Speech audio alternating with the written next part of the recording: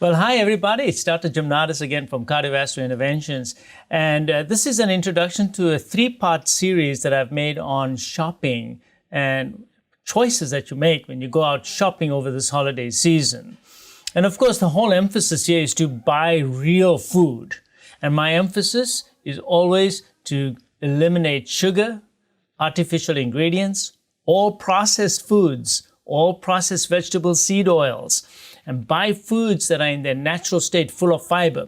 So I hope you enjoy this. It's in a three-part series. And if you need more information, I've put lots of links at the bottom of this video. And I hope you enjoy it and have a good, healthy shopping season. Thank you.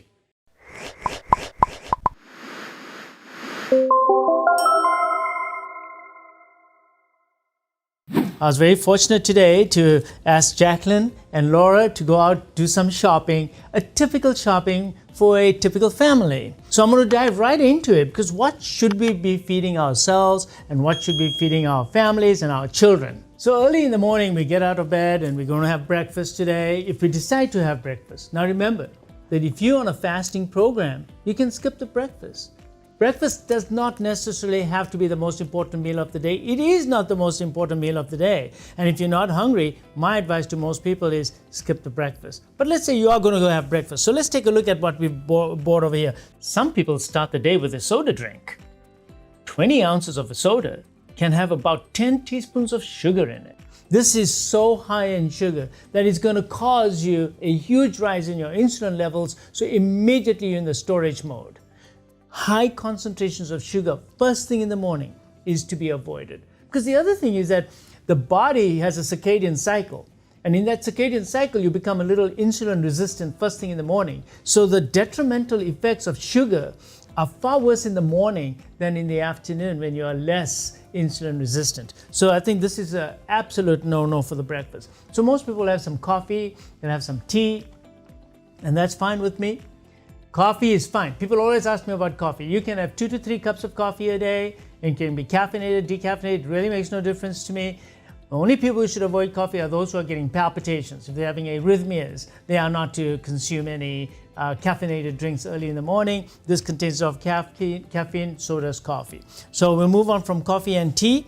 And then we have milk. So milk for children. Adults in general should not be drinking milk. You can add milk to some of your foods. For example, you can add it to your coffee and your tea. But only children should be drinking milk because they are growing. Once you've grown up, you don't need milk. And I've talked about this on many of my previous videos. Milk is a solid. It's not a liquid. And it has casein, which is a protein which is not very easily digested. Now, fortunately, it does have vitamin D, and that is good for you. And it also has other sugars in it, which are lactose, so we've got to be careful if you're lactose intolerant. So generally speaking, we shouldn't be drinking milk, but if you do, you can have it with some cereal. But let's look at the cereal now. Now the cereals. Cereals are a problem in general. They are full of sugar, they're man-made, they're processed, and they're ultra digestible, and therefore these are processed foods which I absolutely don't like. Cereals should be avoided for children and adults. So let's look at this label on the cereal over here. It says that this cereal has 190 calories per serving, and out of that, carbohydrates are 47 grams with an added 11 grams of sugar. So the sugar is added 11 grams. 11 grams of sugar, that means that approximately 44 calories in a serving is coming out of pure added sugar. And the rest is coming from carbohydrates. 47 grams, so 47 times 4, that's almost 90% of all the calories are coming from carbs. This is pure carbohydrate, pure carbs. This is going to stimulate your insulin levels. And once your insulin levels go so high, you're going to go into storage mode. That means no matter what you eat or drink for the next hour or two, you're going to put everything into storage. Your insulin will spike up and stay up. So guess what happens a few hours later? 2 hours later, your insulin level is still high, but it's brought the sugar down. But it takes time for the insulin to come down. So you get what we call reactive hypoglycemia. Your sugar starts tanking. So 2 hours after having a highly sugary drink in the morning or a sugary cereal in the morning, high in carbohydrates and ultra digestible, you're going to have a low sugar. So you start feeling fatigued, tired, you get that low 2 to 3 hours later. And then you're going to want to eat again because you're hungry again. You see, these carbohydrates, they don't satiate you. That means you don't feel satisfied. It's not like you've eaten and now you feel, oh, I'm full, I don't need to eat anymore.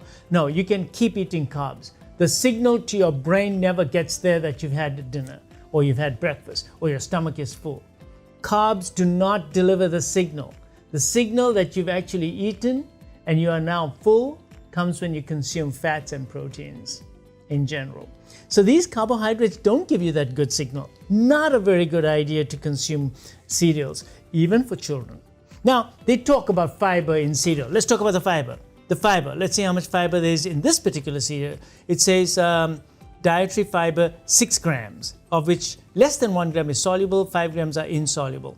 Fiber in general is very good for you. And we should be consuming about 30 grams of fiber a day. The average American consumes between 10 and 15. That's it. Now, why is fiber so important? Because we can't digest fiber.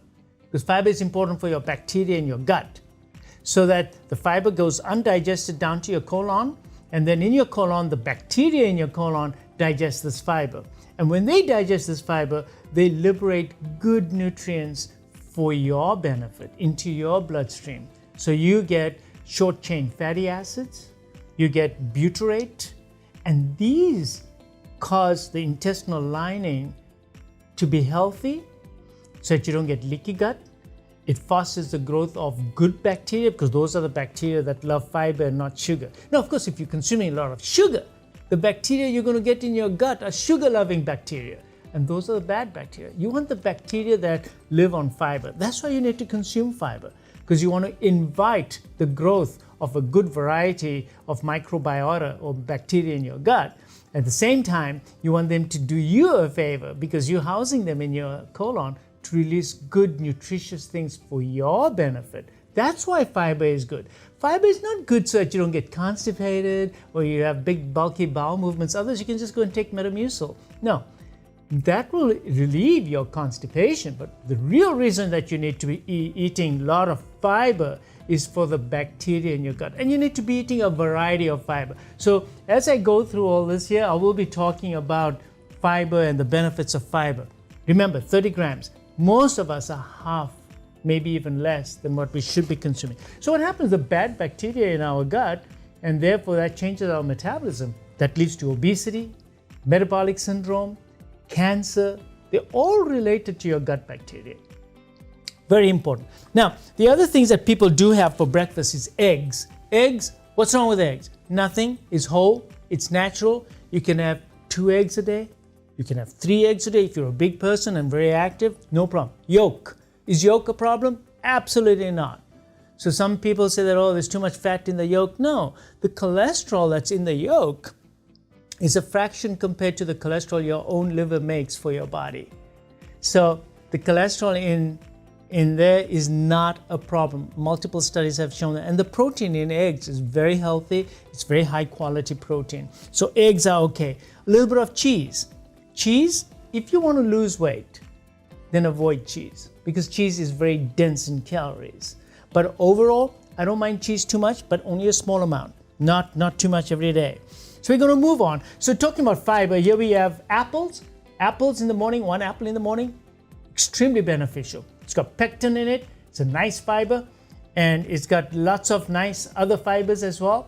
It has a little bit of sugar, and because it's not in the form of juice, it's going to be digested slowly into your gut. So because the digestion is slower, your sugar rise is not going to be astronomically high as it is in the form of, let's say, do we have any juice here? Can you pass me one of those juices? So here's a juice. So this particular one is grape juice. So in 1 cup of this juice, how many grapes will I need to actually crush to create that? The answer is about 30 to 40 grapes. And nobody in their mind will be eating 30 to 40 grapes at one time.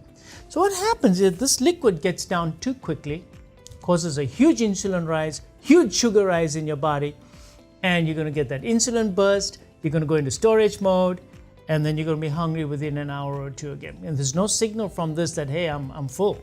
So the way to consume fruit juice is the fruit itself. No juices, please, for you or your children. No juice. Juice is not a health food. So orange juice is another thing. People think that that's very healthy for their children. It's not. With or without the pulp makes no difference. The sugar content for breakfast, even during the rest of the day, far too high. Eat the fruit. So we have some tangerines here, and these are fantastic. Here we go. That's what you want to do, the whole thing. No juice. The fiber that's in here prevents that massive rise in your insulin. Digestion is slower, and your pancreas will not be overwhelmed, and you will feel satiated. You won't get hungry so quickly because you've eaten the real thing. Whole foods. This is an example of a whole food. Apple is a whole food. Now, the next thing that I have here is a yogurt that I have. And is this good for breakfast? And the answer is yes. This is a fermented food. It's yogurt. So I'm very fond of yogurt. I think that yogurt is very, very good for you. Just make sure there's no added sugar in it. So when the sugars are in the yogurt, that's not a good idea. Look for a yogurt label that has no added sugar in it. Okay? So yogurt has lots of probiotics in them. And you can eat kefir. Kefir is another one. So yogurt. Now what I have with yogurt every day or kefir every day is blueberries. I don't see blueberries over here. But blueberries, the darker the skin, the greater the phytochemicals inside, the flavonoids. And they are not for you, even though most people think that it's for you. It's for your bacteria. So again, the theme is your gut bacteria. When you put the right bugs in and they are feeding on polyphenols, you're going to grow the right bacteria in your gut. You want the right kinds in your gut, and you want them to stay there, and they will heal your body. They will prevent metabolic syndrome. They will prevent leaky gut syndrome. If you get leaky gut, you're going to get chronic inflammatory disease that's related to connective tissue disease, rheumatoid arthritis, diabetes, chronic liver disease, mental fog, vascular disease, coronary artery disease, heart attacks, strokes, high blood pressure, name it. Your gut is the source of your health. So I realized this painfully over the years, seeing my cardiac patients come in and out year after year. And I said that there's something causing the inflammation. And when I would ask my professors, they wouldn't really have a solid answer. And the answer is this ongoing inflammation that's driving the vascular process is coming from your gut. So we got to take care of our gastrointestinal lining and the kind of bacteria we have in our intestinal tract. So there you go. So we have some grapes over here. Grapes should be consumed with the skin, and you can have 5, 6, 7 grapes, but not a whole bowl of grapes because there's a lot of sugar in it. Now, the sugar that's found in fruit is called fructose. Sugar, table sugar, is 50% glucose and 50% fructose. The glucose is metabolized all over your body, like I've talked about previously. The fructose is only metabolized by one organ. Well, predominant, 99%. One organ, and that's your liver. So when you drink juices, when you eat too much fruit, you're overwhelming your liver. And one of the biggest problems we have is fatty liver. Fatty liver, there's an epidemic of fatty liver. Why? Because the fructose gets converted to fat in your liver. Now you get fatty liver, you're going to be prone to diabetes, inflammation, high blood pressure, uric acid levels go up, joint problems, all sorts of issues. Stay away from excessive fructose. Fructose should be consumed in a normal way with fruit, seasonal, pretty much around fall, so that you store fat that you can use in winter. But we eat fruit throughout the year. Winter never comes, so we just gain weight throughout the year. So nature built it into us. When I went to Alaska, the bears were eating a lot of berries right at the fall, and the berries come out at that time because they have massive amounts of fructose in them, and the fructose changes the metabolism of the bear, and the bear then puts on all that weight. See, nature's teaching us all this. So why are we consuming so much fructose? Today's children, excessive fructose, far too much fructose. It's one of the leading causes of childhood obesity as well. It starts right here in the kitchen. No fructose, because you're going to get it inevitably in the normal foods that you eat. Well, I hope you all enjoyed this short series, and don't forget to watch the other 2 videos. And don't forget to subscribe to our channel, because there's going to be lots of good educational materials coming on. And also, look at the bottom, there's lots of links to other videos. So have a great, healthy, happy holiday.